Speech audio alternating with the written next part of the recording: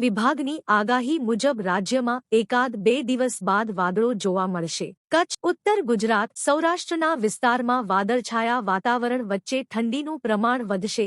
ખાસ કરીને રાજ્યમાં 30 તારીખથી હવામાનમાં થોડો ફેરફાર થઈ શકે છે, એટલે કે આ સમય દરમિયાન તાપમાનનો પારો 3 થી 4 ડિગ્રી ગગડતા ઠંડીનું પ્રમાણ વધશે. ખાસ કરીને ઉત્તર ગુજરાત, પૂર્વ ગુજરાતમાં અને સૌરાષ્ટ્રના કેટલાક જિલ્લામાં ઠંડીનું પ્રમાણ વધવાની આગાહી છે.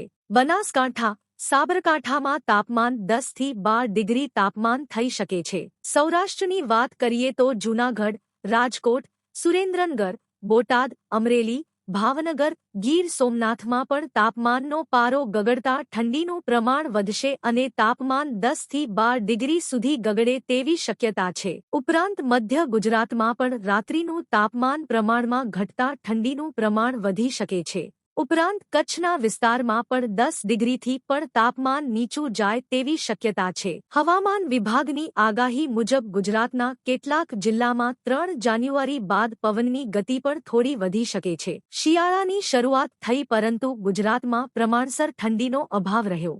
માત્ર વહેલી સવારે અને મોડી રાત્રે જ ઠંડીનો અનુભવ થતો હતો, જ્યારે બપોરના સમયે ઉનાળા જેવી ગરમી અનુભવાતી હતી. આમ ડિસેમ્બર પૂરો થવા આવ્યો છતાં ગુજરાતમાં ઠંડીનું પ્રમાણ મોટા ભાગના જિલ્લામાં નહિવત હતું.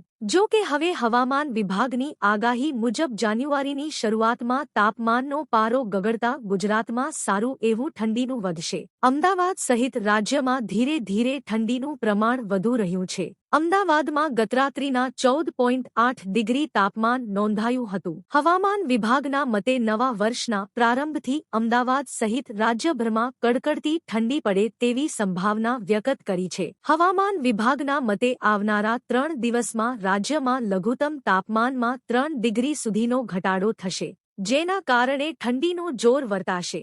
ગતરાત્રિના 10.4 ડિગ્રી સાથે નલિયા રાજ્યનું સૌથી ઠંડુ શહેર રહ્યું હતું. તો પાટનગર ગાંધીનગરમાં 12.8 ડિગ્રી અને ભુજમાં 14 ડિગ્રી તાપમાન નોંધાયું હતું. અમદાવાદમાં ચાલુ વર્ષે ડિસેમ્બરમાં ઠંડીનું પ્રમાણ ખૂબ જ સાધારણ રહ્યું.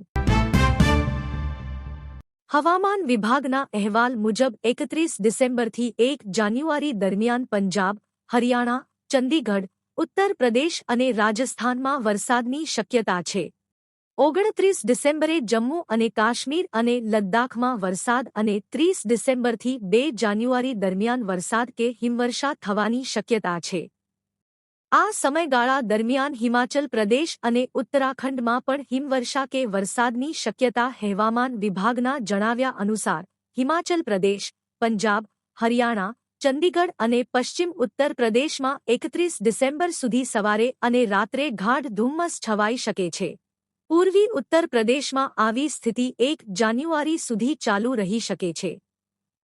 પૂર્વી મધ્ય પ્રદેશ અને અરુણાચલ પ્રદેશમાં 30 ડિસેમ્બર સુધી અને ઉપહિમાલી પશ્ચિમ બંગાળ, બિહાર, આસામ, મેઘાલય, નાગાલેન્ડ, મણિપુર, મિઝોરમ, ત્રિપુરા અને ઓડિશામાં 1 જાન્યુઆરી સુધી ગાઢ ધુમ્મસ છવાઈ રહેવાની સંભાવના છે. PM Kisan Samman Nidhi update. દેશના લાખો અન્નદાતાઓ માટે આવનારો સમય મહત્વપૂર્ણ બની રહેવાનો છે. પ્રધાનમંત્રી કિસાન સન્માન નિધિ યોજના અંગે હવે નવી આશાઓ જાગી છે. દેશના નાના અને સીમાંત ખેડૂતો માટે પ્રધાનમંત્રી કિસાન સન્માન નિધિ યોજના વરદાન સ્વરૂપ ગણાય છે. ખેડૂતો તેમના આગામી હપ્તા એટલે કે 22મા હપ્તાની રાહ જોઈ રહ્યા છે. ત્યારે ખેડૂત સહિત ખેતી સાથે સંકળાયેલા સૌ કોઈની નજર આગામી 1 ફેબ્રુઆરી 2026ના રોજ રજૂ થનારા કેન્દ્રીય બજેટ પર મંડરાઈ છે. કેન્દ્ર સરકાર દ્વારા પ્રધાનમંત્રી કિસાન સન્માન નિધિ યોજના માટે ફાળવવામાં આવતા ભંડોળમાં વધારો કરવામાં આવી શકે છે, જે સ્પષ્ટપણે દર્શાવે છે કે કૃષિ ક્ષેત્ર મોદી સરકારની પ્રાથમિકતા યાદીમાં ટોચ પર છે.